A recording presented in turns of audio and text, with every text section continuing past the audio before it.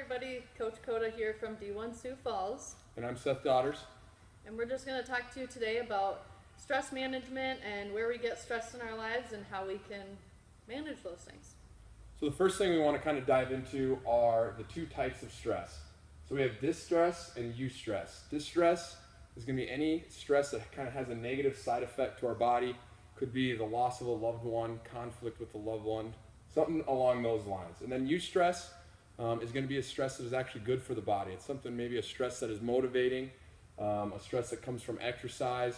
And so those are the two stressors that could have a negative side effect on the body if they are chronic.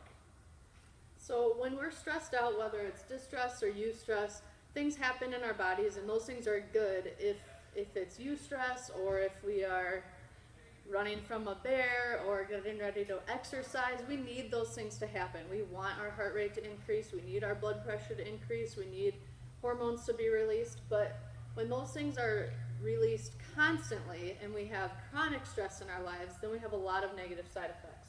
So our blood pressure is increased constantly. We tend to get a lot of GI issues, which can lead to ulcers, and those aren't good for us.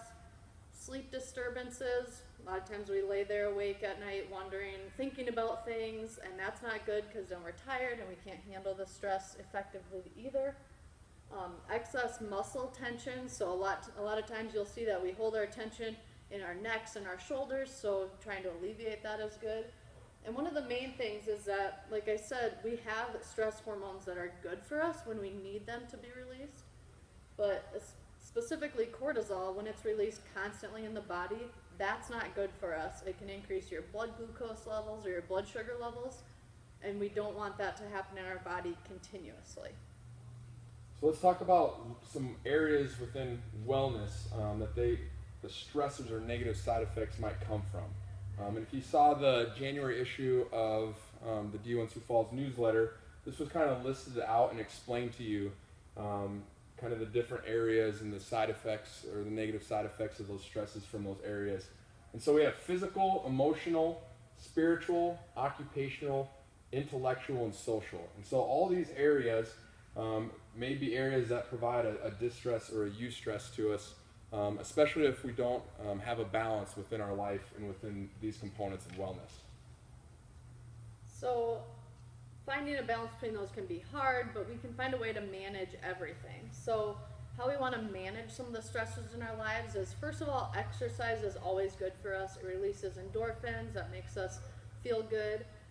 Hopefully your time here at D1 is a stress reliever for you, and also trying other different types of exercise such as yoga, even running, especially when it gets a little nicer outside. Just trying something different, something to help you release that stress. And then we have things like meditation, breathing, proper breaths, taking a deep belly breath so that we can relax those muscles if we hold that tension in our shoulders. Things like self-imagery, putting ourselves in a positive situation.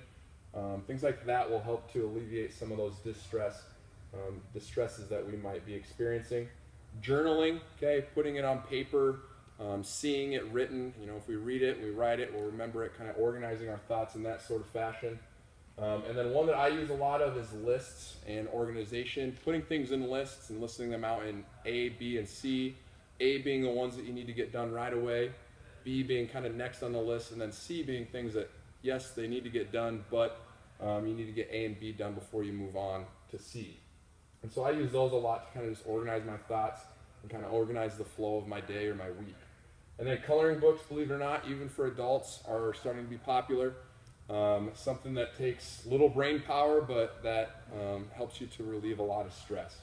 And then a big one is going to be nutrition, fueling our body to avoid those crashes, to be able to handle those stresses in our day-to-day life, and just putting the right foods in our body at the right time so that we have that energy throughout the day. So this is kind of a short list of kind of things that we can do to manage that stress, and hopefully you take something away from this to help manage your stress. And one of the biggest things that we kind of want to share is to try to do something for yourself every day. So whether it's coming here to D1 and participating in a workout, maybe that's the one thing you do for yourself every day. It could be as simple as enjoying 5 minutes and having a cup of coffee in the morning, or taking 5 minutes before you go to bed, shut your phone off, put it in the other room, meditate, just clear that mind, clear your mind of the day so you can get a good night's rest and be ready to deal with any other stressors in your life. So have a great February. Thanks, guys. Thank you.